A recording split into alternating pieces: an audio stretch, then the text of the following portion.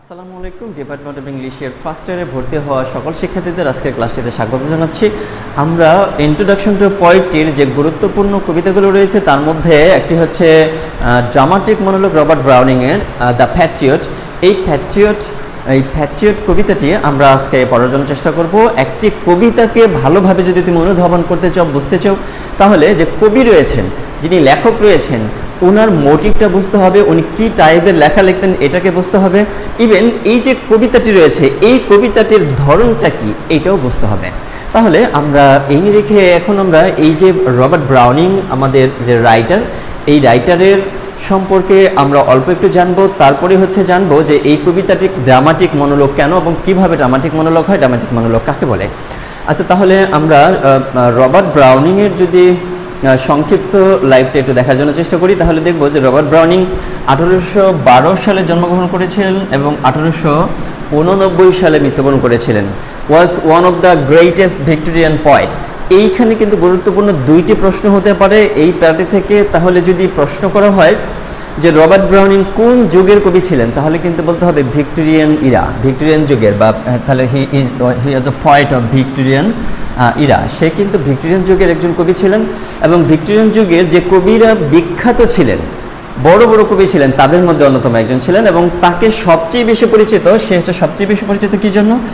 The dramatic monologue writer হিসেবে সে সবচেয়ে বেশি পরিচিত।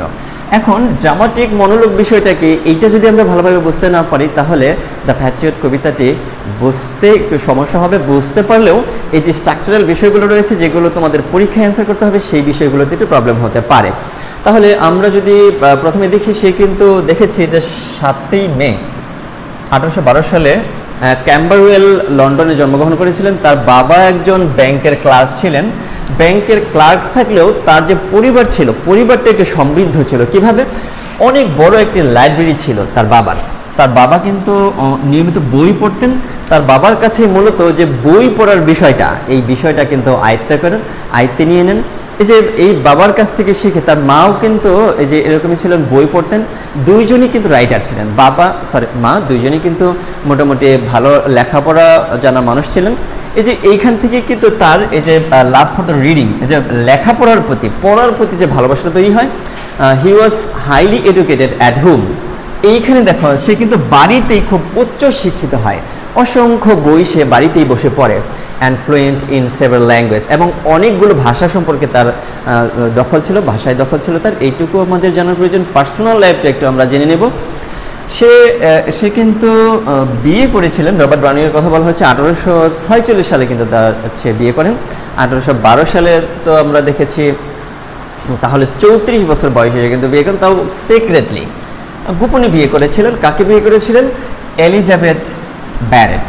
এই যে এলিজাবেথ ব্যারেটকে যে বিয়ে করেছিলেন, তিনিও কিন্তু একজন বিখ্যাত কবি। এলিজাবেথ ব্যারেটের কিন্তু কবিতা তোমাদেরও পাঠ্য রয়েছে, তোমার ফার্স্ট ইয়ারে না, অন্য একটি ইয়ারে রয়েছে তোমাদের পাঠ্য। আচ্ছা, কিন্তু এই যে এলিজাবেথ ব্যারেট কিন্তু একজন বৃদ্ধা মহিলা ছিলেন, ইনভ্যালিড ছিলেন, একদম শেষ বয়সে তার অবস্থান ছিল, তখন তাদের বিয়ে হয়। এইখানে দেখা যায় যে ঠিক 15 বছর পরে, তাদের বিয়ের 15 বছর পরেই এই এলিজাবেথ ব্যারেট মারা যান। এখন আমরা তার ম্যারিজের বিষয়টা আমরা দেখলাম, কিন্তু তাদের ভালোবাসার কাহিনীটা কিন্তু অত্যন্ত বিখ্যাত ছিল তাদের সময়। After his wife death he return to England and continue writing. তার ওয়াইফের যে মৃত্যু হলো, মৃত্যুর পরে সে আবার ইংল্যান্ডে চলে আসলেন।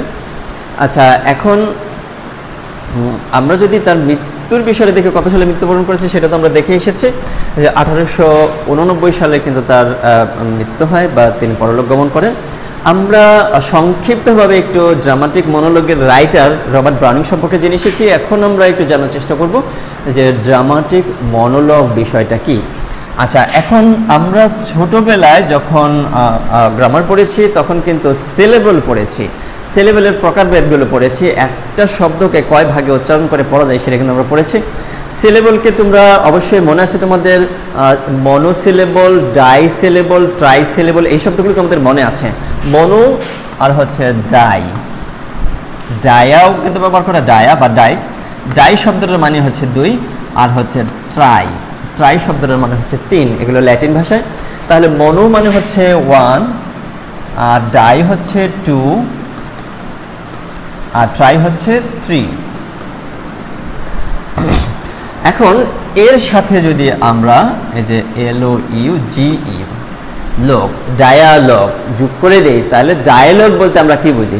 দুইজনের কথোপকথন। তোমরা অবশ্যই 9 10 ডায়ালগ লিখেছো, তাহলে দুইজনের মধ্যে যে কথোপকথন এটাকেই বলি আমরা ডায়ালগ। ট্রাইলগ যদি বলি তিনজনের মধ্যে কথোপকথন, এটা হচ্ছে ট্রাইলগ। এখন যদি বলি মনোলগ, এর মানে কি? একজনের কথোপকথন। একজনের তোর কথোপকথন হয় না, তাহলে কিভাবে হবে? তাহলে এটা কিভাবে মেনটেন করা হবে? এটা কিন্তু প্রশ্ন আসতে পারে। এই প্রশ্নের উত্তরটা আমরা এখানেই পেয়ে যাব। দেখো যে এ dramatic monologue is A type of poem in which, dramatic monologue হচ্ছে এক ধরনের কবিতা যার মধ্যে a single speaker, not the poet. এখানে সিঙ্গেল স্পিকার, এই স্পিকারটা কে? কবি না, কবি কিন্তু সরাসরি কথা বলবেন না, কবি কিন্তু টেকনিক্যালি একটা ক্যারেক্টার তৈরি করবেন। যেমন ধরো এখানে আমাদের যে কবিতাটি রয়েছে, আজকে যে কবিতাটি আমরা পড়ব, এই কবিতার মধ্যে কিন্তু আমরা দেখতে পাচ্ছি যে একজন প্যাট্রিয়টকে কিন্তু এখানে কি করা হয়েছে? ক্রিয়েট করা হয়েছে। প্যাট্রিয়ট নাম দিয়ে এখানে হচ্ছে একজন ক্যারেক্টারকে ক্রিয়েট করা হয়েছে। এখন এরকম একটা ক্যারেক্টার ক্রিয়েট করা হবে, তাহলে বাট এ ক্রিয়েটেড ক্যারেক্টার, সে কথা বলবে কিসের মধ্যে দিয়ে? একটি ক্যারেক্টার তৈরি করার মধ্য দিয়ে, এবং স্পিক্স থ্রু আউট, এবং তার মধ্যে দিয়ে পুরো বিষয়টা প্রথম থেকে শেষ পর্যন্ত কথা বলবেন। The speaker address A silent listener, এই যে স্পিকার যিনি কথা বলবেন উনি কিন্তু আমাদের বোঝাবেন যে তার সামনে অনেক লোকজন আছে, তারা তার কথাগুলো শুনছে অথবা দেখছে, অথবা তাদের অনুভূতিটা কি সেটাও হচ্ছে সে ব্যক্ত করে দিবে। The poet reveals the speakers character, এখানে কিন্তু পোয়েমের মধ্যে, কবিতার মধ্যে এই যে স্পিকার যিনি রয়েছেন, যে কথা বলতেছেন, এই স্পিকারের যে চরিত্র, তার চিন্তা ভাবনা, তার ইমোশনগুলো এইখানে প্রকাশ করা হবে। তাহলে এই ফিচারগুলো আমরা যদি দেখি যে কি কি ফিচার রয়েছে। ওয়ান পারসন স্পিক্স, ড্রামাটিক মনোলগের মধ্যে একজন ব্যক্তি শুধু কথা বলবেন। ইমাজিনারি অডিয়েন্স ইজ প্রেজেন্ট, এই যেখানে কাল্পনিক কিছু অডিয়েন্স উপস্থিত থাকবেন। এই ফিচারগুলো আমরা দেখবো যে প্র্যাকটিসের মধ্যে আমরা খুঁজে পাই কিনা। Self revelation, the speaker's personality, motives and flaws are revealed indirectly. Personality, ব্যক্তিত্ব, মোটিভস, তার মনোভাবটা কেমন, ফ্লো, তার দুষ্ত্রুটিগুলো কেমন, এই তিনটার কোনটা আমাদের প্র্যাকটিসের মধ্যে প্রকাশ পেয়েছে সেটা আমরা দেখার চেষ্টা করব। Dramatic situation, the monologue takes place in a critical or revealing moment, critical মোমেন্টই কিন্তু এটা প্রকাশ করবে। আমরা যদি এদের এক্সাম্পল দেখতে চাই, মাই লাস্ট ডাচেস, এইখানে Duke reveal his pride and cruelty, এখানে তার গর্ব এবং তার যে মানে নিষ্ঠুরতা প্রকাশ করে। এটা কিন্তু আমরা পরবর্তী একটা ইয়ারে তোমাদের পড়তে হবে। মাই লাস্ট ডাচেস, এটা পাঠ্য রয়েছে তোমাদের ফার্স্ট ইয়ারে নেই। দ্য প্যাট্রিয়টটা তোমাদের পাঠ্য রয়েছে ফার্স্ট ইয়ারে। এখানে কি করেছেন? Speaker reflects on his downfall, এই যে তার যে পতন, স্পিকারের যে পতন ঘটেছে, এই পতনটা মূলত এখানে সে তুলে ধরেছেন। And loss of public favour, এই যে পাবলিকের যে ফেভার ছিল, পাবলিক একটা সময় তাকে খুব ফেভার করতো, তাকে খুব পছন্দ করতো, তাকে সেলিব্রেট করতো, এইটার কিন্তু পতন ঘটেছে। এই বিষয়গুলো শর্টলি যদি আমরা দেখি, a dramatic monologue is a speech in verse, ভার্সে লেখা, ভার্স মানে কবিতার যে লাইনগুলোকে ভার্স বলি, বাই ওয়ান ক্যারেক্টার, একটা ক্যারেক্টার থাকবে, এখানে অনেকগুলো ক্যারেক্টার থাকবে না, কিন্তু সাইলেন্ট লিসেনার যে থাকবে আশেপাশে অনেক, এটা তো আমরা বুঝতেই পেরেছি। That reveals their inner life, তার যে ভেতরের যে জীবনটা রয়েছে, বাইরের বিষয়টা কিন্তু না, ভেতরের যে কি চলতেছে, ভিতরে তার মনোভাবটা কেমন চলতেছে, তার চিন্তা ভাবনা কেমন চলতেছে, তার ভিতরে ইমোশনটা কেমন, সেগুলো মূলত এখানে তুলে ধরার চেষ্টা করবে। হোয়াইল অ্যাড্রেসিং এ সাইলেন্ট লিসেনার, এই সময় সে দেখাবে যে তার অনেকগুলো সাইলেন্ট লিসেনার রয়েছে। আমি যদি এটাকে সহজে বোঝানোর চেষ্টা করি, দেখো যে যখন সে যুদ্ধ জয় করে বা হচ্ছে অনেক মানে দেশের জন্য কাজ করে যখন ফেরত আসলো, আশেপাশে দেখো অসংখ্য লোক রয়েছে। এই যে দেখো এরা কিন্তু সাইলেন্ট, এরা কিন্তু কথা বলবে না, কথা শুধু মনোভাবটা কিন্তু শুধু প্যাট্রিয়টি প্রকাশ করবে। তাহলে এই চমৎকার কবিতাটি আমরা স্ট্যাঞ্জা বাই স্ট্যাঞ্জা ভাগ করে, ছোট ছোট অংশে ভাগ করে আমরা পড়ার জন্য চেষ্টা করব, যাতে তোমাদের বুঝতে সুবিধা হয়। এখানে মোট স্ট্যাঞ্জা রয়েছে কয়টা? মোট স্ট্যাঞ্জা রয়েছে টোটাল হচ্ছে 6টা। এই 6টা স্ট্যাঞ্জাকে আমরা 3টি ভাগে 2টি করে স্ট্যাঞ্জায় আমরা আগামী ক্লাসগুলোতে শেষ করব। এই ক্লাসগুলোতে অংশগ্রহণ করার জন্য আমন্ত্রণ জানিয়ে একই সাথে তোমার বন্ধুদের এই লঙ্গলির সাথে সম্পৃক্ত করার জন্য আহ্বান জানিয়ে আজকের এই ক্লাসটি শেষ করছি। ধন্যবাদ সবাইকে।